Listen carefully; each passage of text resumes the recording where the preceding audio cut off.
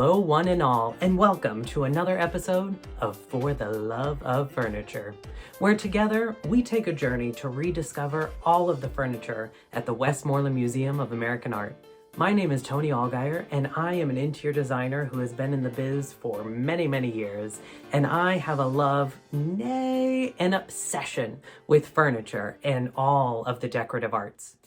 On today's episode, we are going to investigate a piece that was created circa 1765. This beautifully crafted Chippendale slant front desk. At first glance, you marvel at the way the wood glimmers in the light. This piece was created in Philadelphia in the mid-18th century and measures 43.5 inches high by 38 inches wide with a depth of 21 inches. The exterior has 4 main drawers in the front, with 2 pull-out desktop supports flanking either side of the top drawer. OG bracket-style feet at the base support this sturdy piece. Hints of the construction detail are shown in the dovetail joints at the top. Each drawer has 2 brass pulls and central locking hardware. The 18th century was the golden age of British furniture making, primarily due to one man, Thomas Chippendale. Known for luxury, elegance, and precision, Chippendale was a master at his craft, bestowing grandeur and taste to a newly rich class of entrepreneurs. Though, like so many of the greats, he was betrayed by the people that were closest to him and, unfortunately, died penniless. Drama! Before we investigate what secrets lie beneath this piece, let's step back in time to the early 1700s.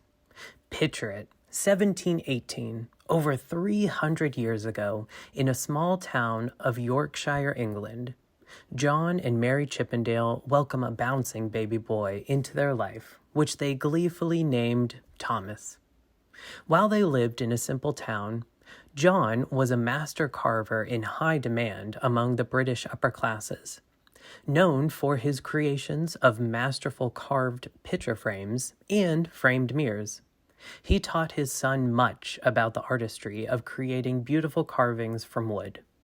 Growing up as an only child, Thomas had plenty of opportunities to work side by side with his father and had an honest upbringing, receiving an elementary education at Prince Henry's Grammar School. Besides this fact, unfortunately, there is little documented about the early childhood of Thomas Chippendale's life, since he had a fairly simple upbringing. Early 18th century life was dirty, noisy, and very overcrowded in cities, with London having around 600,000 residents in the early half of the 1700s, and almost 1 million by the early 1800s.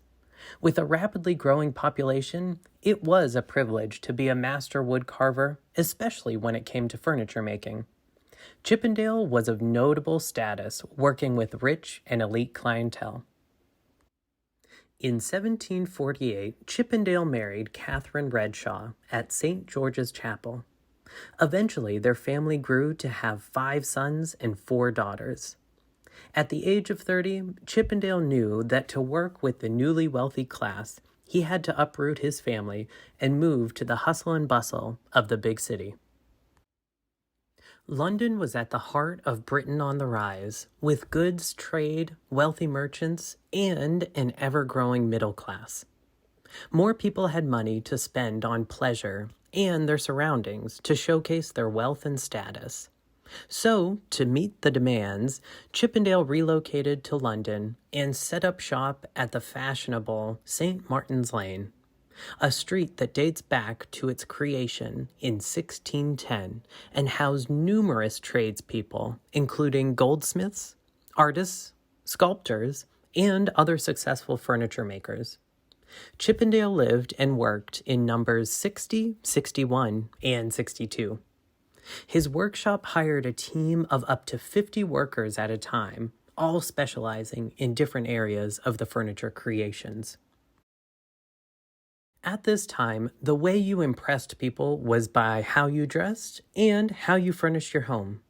Previously, furniture had been primarily made of oak and was becoming old-fashioned for its time.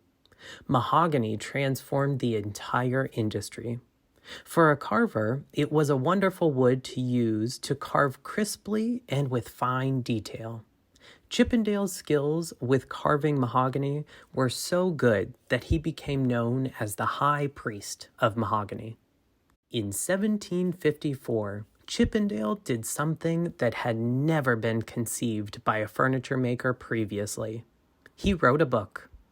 The Gentleman and the Cabinet Maker's Director was a catalog showing typical Chippendale designs and made his design style known to many other cabinetry makers in England and eventually making its way to America, who based their designs on Chippendale's work.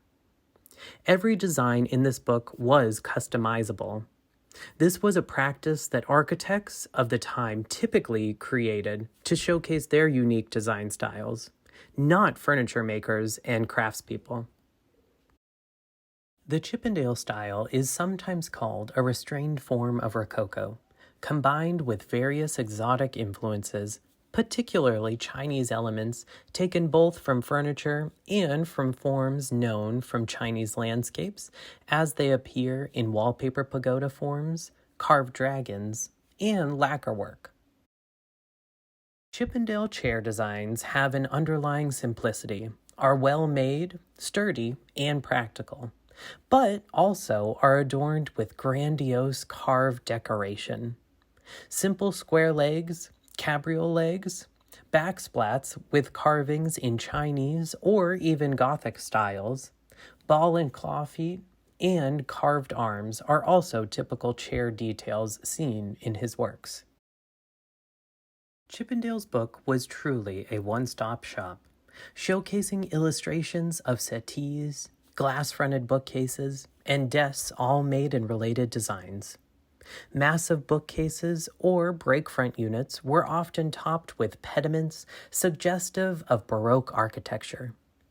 Details of broken pediments with an open space in the center, central urns, and other finials, along with a slew of candelabras, stove grates, candle lanterns, cases for clocks, and even a few designs for chamber organs.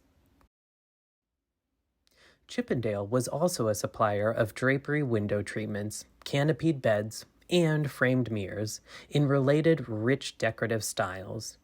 More modest furniture was made by many other craftspeople who simplified and adopted the Chippendale vocabulary to suit a wider and less affluent public. The first edition of his book, released in 1754, had two additional editions to follow soon after. These book editions and the rapid succession of publication dates of these books had the city and consumers overjoyed with excitement and wonder over the furniture maker's talent and unique style, with fresh designs that had not been previously seen, establishing him as one of the greatest designers of his day. These books made the Chippendale style one to be copied and mark the first significant effort of its kind, paving the way for other English furniture makers of the time to eventually do the same. Instead of relying on ancient Greek forms for inspiration, Chippendale magically blended a mix of three key styles: French, Gothic, and Chinese, to create a new eclectic look uniquely his own. The masterful carvings on each of Chippendale's designs was, and still is to this day, exquisite.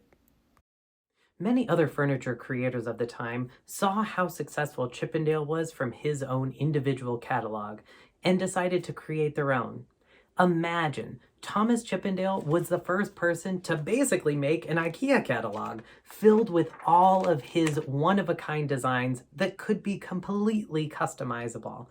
That's amazing. For the 18th century, that's incredible.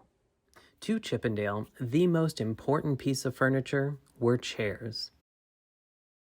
While Chippendale's use of French and Chinese carved designs gave his chairs a sculptural quality, he combined these decorative carvings with English practicalities, creating a broad back and roomy seat to accommodate for women's fashionable hoop skirts of the time. Chippendale called his upholstered chairs French, whether their carvings were Rococo or not. That was because of the popularity of stuffed chairs in France.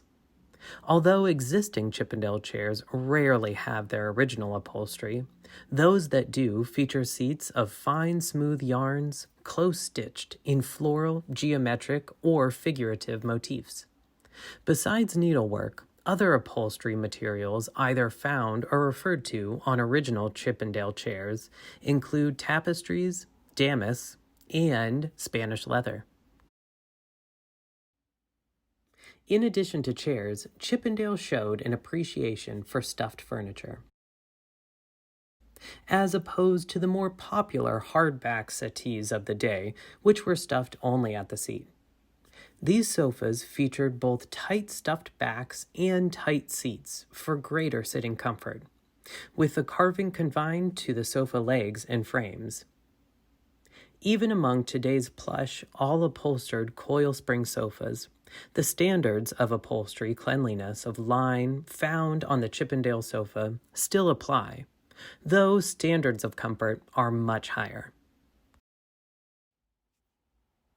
Some of the best preserved Chippendale pieces are located in his hometown of Yorkshire. In his 40s, Chippendale decided to make his mark on his hometown.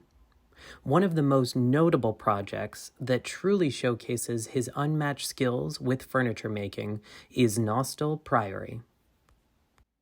At the time, Nostell Priory was owned by the Wynne family. Roland Wynne was the head of the household and a wild collector who was determined to make his house the talk of the town with luxury. Making his fortune through successful trade in the textile industry, Roland was a huge admirer of Chippendale's and allowed him to imagine and create whatever his mind could come up with. From a barometer to a chessboard, and even down to an incredibly detailed dollhouse, said to have been crafted by Chippendale himself. This piece showcases a hint of Chippendale's genius. The first drawer pulls out and reveals a writing surface. When that cover is pushed back, there are many hidden gems revealing a shaving station for the head of the household. This is an organizer's dream come true. Each shaving utensil has been strategically measured to fit precisely in its place. There are 6 razors available, each for one day of the week.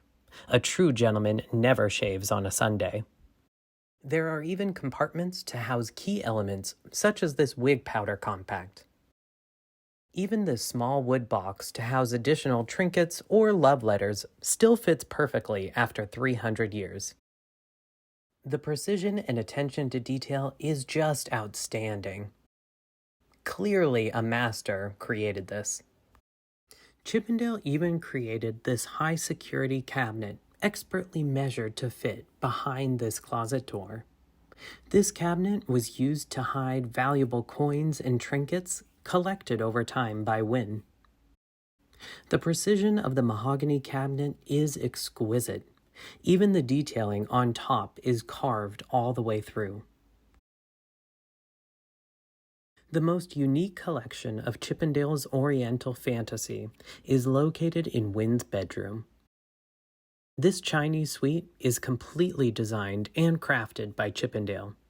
He even designed the wallpaper. Through a technique called Japanning, Chippendale made these pieces appear as lustrous and almost lacquered in finish by applying many layers of a combination of chalk and animal glue. Then many thin layers of paint are applied until there is an even coating. These pieces are truly a taste of the Far East in a Yorkshire house. Like many gentlemen of his day, Roland Wynne was not prompt at paying his bills, and Chippendale was quickly starting to run at a loss. Chippendale had a wife and children to support. Wynne owed money and was completely in debt. By the 1760s, the Chippendale style was beginning to look vulgar to some. Many gentlemen of the day traveled the continent to see the marvels of the ancient world, known as the Grand Tour. Unfortunately, Chippendale never had the opportunity to see such wonders and found himself falling behind the times with what was in fashion. The Scottish architect Robert Adam used his Grand Tour experience to introduce a completely new style called neoclassicism, showcasing simple, clean lines with ancient decorations. Adam started to persuade the rich and powerful to redesign their homes based off of his design style. Adam started to become this new force in the design realm and sought after by high society clientele. For Chippendale, Adams was not a threat. Instead, Adams saved Chippendale by teaming up with him to furnish his interiors and utilize Chippendale's master carving skills. Together, they would create some of the most amazing spaces of the 18th century. Harwood House is Chippendale and Adams' masterpiece. It took Chippendale's workshop 30 years to complete all of the grandeur that is housed inside. He provided everything from outdoor furniture to the interior curtains, which are all carved out of wood. It was the opportunity for Chippendale to show what he was capable of. He truly embraced Adams' neoclassical architecture and reinterpreted the style into his furniture designs. The showpiece of the house is this Diane and Minerva commode. Diane, Roman goddess of hunting, and Minerva, goddess of craft, are both created using the technique of marquetry. Using thousands of pieces of wood veneer to create each one-of-a-kind imagery, there are 6 different types of woods to create the perfect color, shades, and structure of each detail. Harwood was the high point of Chippendale's career, but the lord of the manor was very unwilling to pay for the work at hand. It was 10 years until Chippendale was first paid. This house was to be his last major project. Chippendale died at the age of 61 in 1779, unfortunately leaving no money to his family. Life lesson for any of you entrepreneurs out there. Make sure to get your money before starting the next project. Thankfully for us, Thomas did not do that, and we have in pristine condition some of the best works that he had ever created. Chippendale's legacy and craftsmanship did not die with him. In fact, America was eager to get their hands on gorgeously crafted Chippendale-style furniture. George Washington, like so many other heads of state, was very keen on this style of decor. Chippendale style was seen by Americans as an English style. Many of those in America during the late colonial times thought of themselves as British. They saw London at the center of the fashion world. Like so many innovators, Thomas Chippendale received scant recognition during his lifetime for the enduring effects he was to have on furniture design throughout the ages. But time yields justice. Thomas Chippendale has been more than avenged. While all other period furnishings are designated by the reigning monarchs of their time, Elizabethan, Jacobean, Queen Anne, or the French King Louis style, the most famous designs from the great period of English furniture making are most known by one man's name: Chippendale. Even today, his name reigns supreme for elevated aesthetics and a refined sensibility. At long last, let's head back to the Westmoreland Museum of American Art to investigate further this Chippendale slant front desk. When we pull out the desk supports and pull down the desk top, you can see there is a whole slew of gems hidden beneath. While we do not know the Philadelphian artisan who created this particular piece, we can clearly see that they were a master carver and thoroughly studied the design catalog of Chippendale. There are 4 drawers with carved shells, 8 open pigeonhole slots, and 4 block drawers on the lower half. Both the carved shell drawers and the block drawers smoothly open and close as easily as they did when they were created, almost 300 years ago. The pristine details of the dovetailed joints can be seen on all of the upper and lower drawers. My absolute favorite drawers are definitely these 2 fluted document drawers flanking a central shell carved prospect door. There is nothing finer than when something is hidden in plain sight. These drawers are quite delicate, but it is so exciting to see the square nail heads used throughout to join them together.